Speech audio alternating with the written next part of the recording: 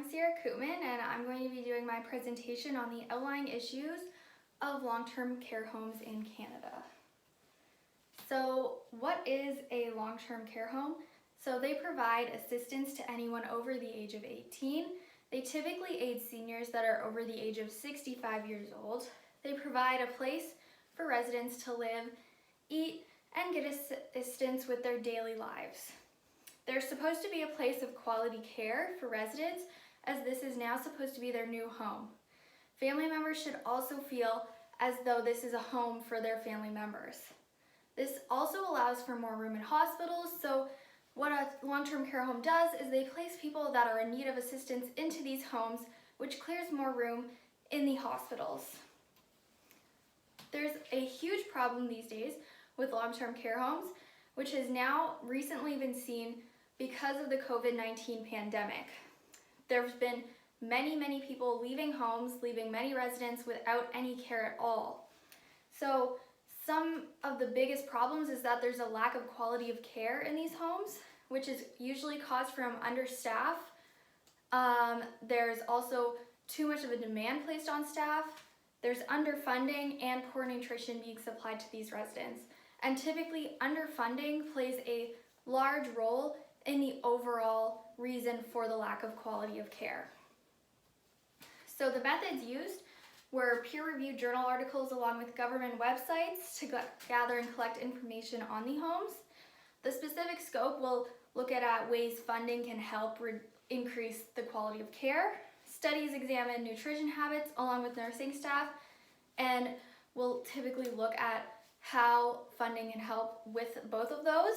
And studies will be looked at a broad level and look at all of Canada, as this is an issue concerning all of Canada. Some studies do specifically reference specific provinces, but overall this occurs everywhere throughout Canada. So for the results, this is a graph explaining government allocated funds for 2019-2020. So as you can see over here, we have long-term care homes. They receive about $35 million from these allocated funds. Modernizing border operations right here receives approximately $110 million. Student work programs receive approximately $100 million.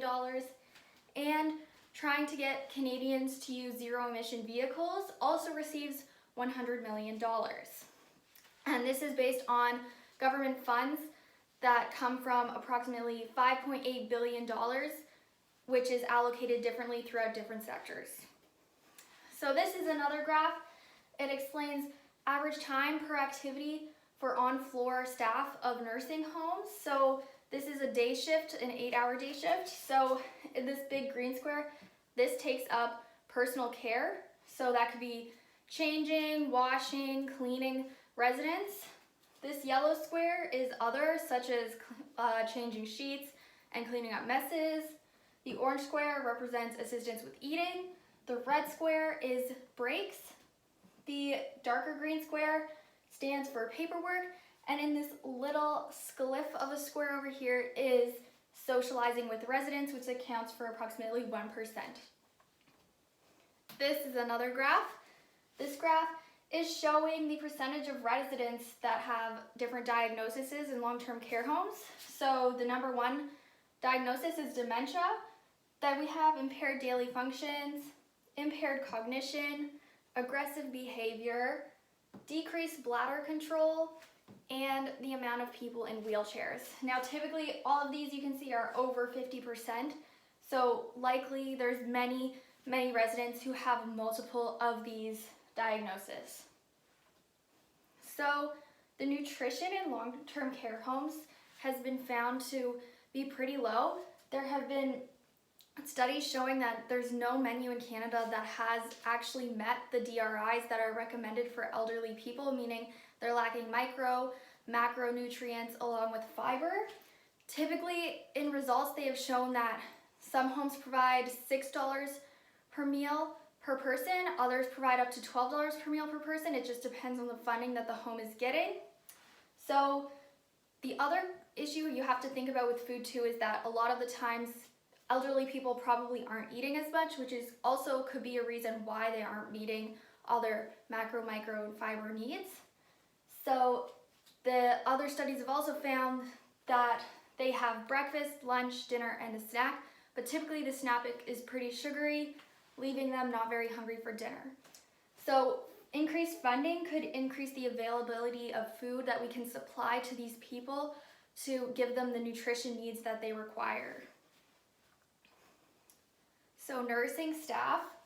So a lot of studies have found that there's insufficient staff numbers, meaning these nurses are going to have to work really hard.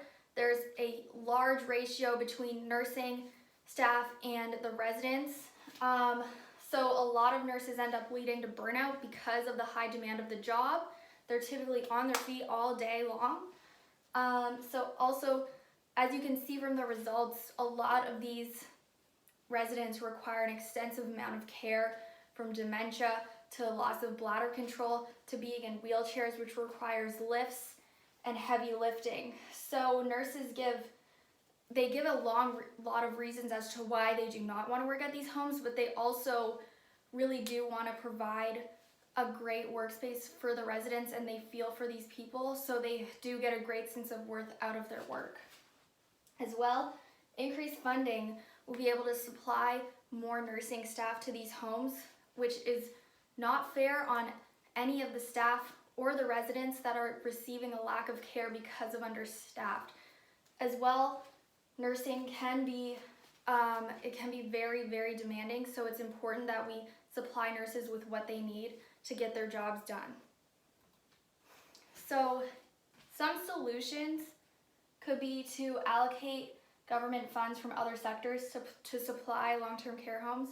So for example, in that other graph that we saw, we could probably take some money from the zero-emission vehicles and put it towards long-term care homes, because many Canadians can't afford these vehicles anyways, so this money would probably be put better to use in long-term care homes.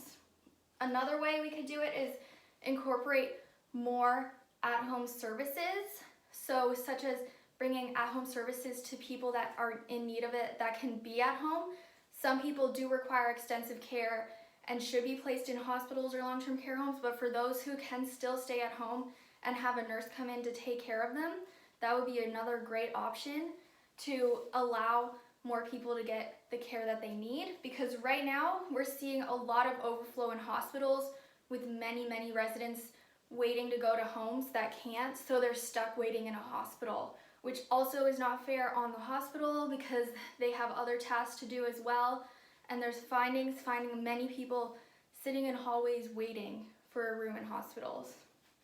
So other studies have also found that many homes that are linked with a hospital, they have actually had better funding available because they are linked to that hospital, and that means there's been a really good quality of care.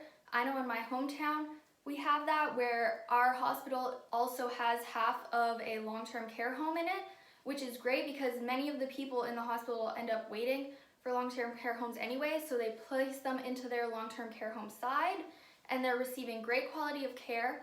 The staff are getting paid extremely well. They have a great amount of staff members, and residents feel at home and are getting that quality care that they need. So overall, I believe that increased funding could really help Canadians and long-term care homes, especially with the future influx that is going to happen from the baby boomers.